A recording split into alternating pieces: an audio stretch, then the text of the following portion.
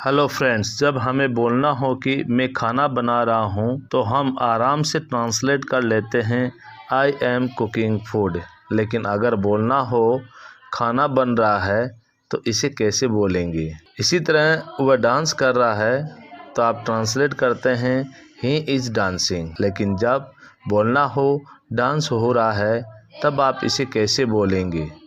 Friends, होता क्या है, जब आपके सामने ऐसे सेंटेंस लिखे जाते हैं जिनमें सब्जेक्ट होता है तो आप इन्हें आराम से ट्रांसलेट कर पाते हैं, खासकर के तब जब कंटिन्यूस टेंस में होते हैं। जैसे कि हमें पता है कि कोई काम कंटिन्यू हो रहा है तो प्रेजेंट में तो हम इज एम आर के साथ वर्ब की आईएनजी वाली फॉर्म यूज कर देते हैं।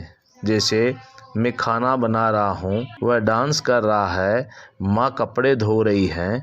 इन सभी सेंटेंसेस में प्रेजेंट कंटिन्यूस टेंस के हैं, जहाँ आप सब्जेक्ट के साथ इज एम आर आवश्यकता अनुसार और उसके बाद वर्ब की आईएनजी वाली फॉर्म का यूज़ कर देते हैं। और अगर कोई काम पास्ट में कंटिन्यू था तो आप सब्जेक्ट के साथ वोज या वर और उसके बाद आप वर्ब की आईएनजी फॉर्म का प्रयोग करते हैं। जैसे मैं खाना बना रहा था, वह डांस कर रही थी, माँ कपड़े धुल रही थी। तो आप इन्हें आराम से ट्रांसलेट कर सकते हैं। जब बात आती है ऐसे सेंटेंसेस की जिनमें सब्जेक्ट ही नहीं होता लेकिन काम हो रहा होता है, तब आप उसे कैसे ट्रांसलेट करेंगे।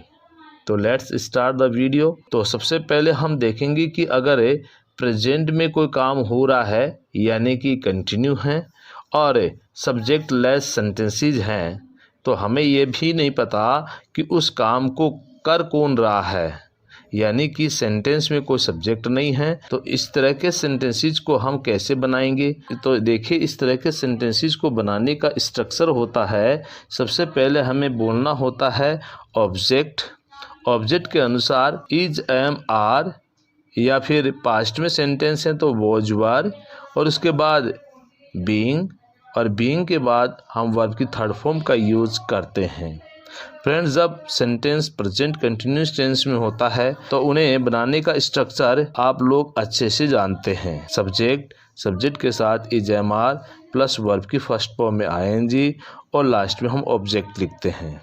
इन दो स्ट्रक्चर्स को आप को रिलेट करके समझ सकते हैं। देखिए, हमारे सेंटेंस में सब्जेक्ट नहीं है तो हम सबसे पहले ऑब्जेक्ट लिखेंगे, जो लास्ट में होता है उसे उठाकर सबसे पहले लिख देंगे। अब आप यह पूछेंगे कि ये ऑब्जेक्ट क्या होता है।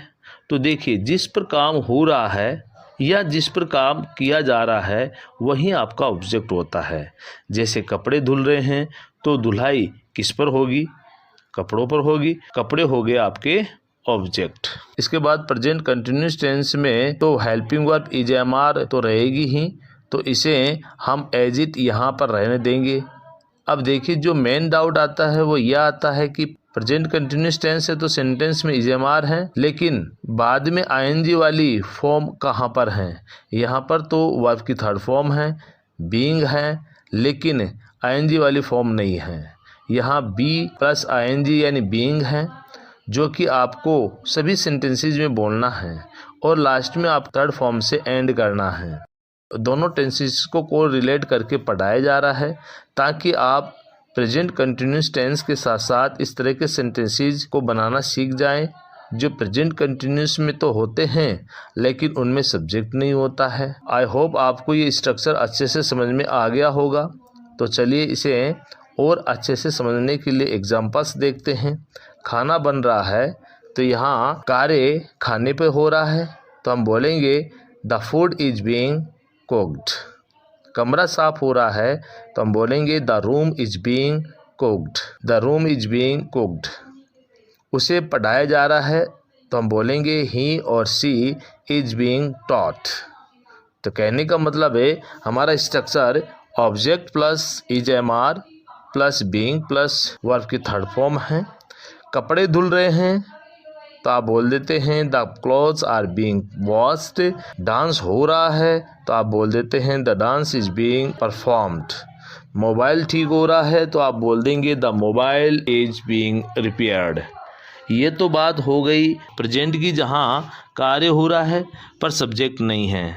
अगर हम बात करें पास्ट की, तो इसे हम पास्ट में कैसे बोलेंगे? तो पास्ट में बोलने के लिए प्रेजेंट की वर्ब इज, एम, आर की जगह हम आवश्यकता अनुसार वॉज और वर का प्रयोग करेंगे। जैसे डांस हो रहा था तो आप बोलेंगे the dance was being done.